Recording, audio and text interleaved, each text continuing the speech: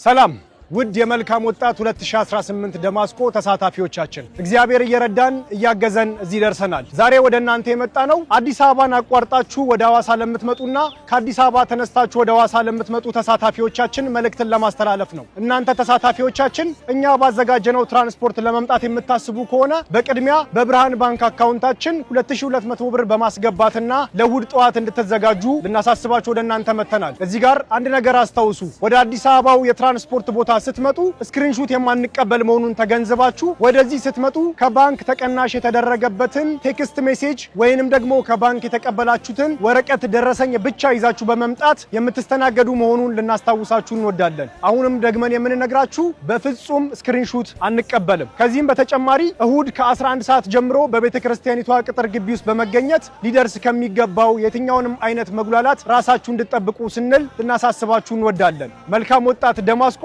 2018 መልካም ወጣት የምድር ጨው ነው።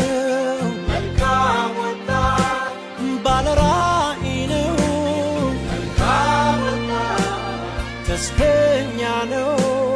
መልካም ወጣት ስንፍና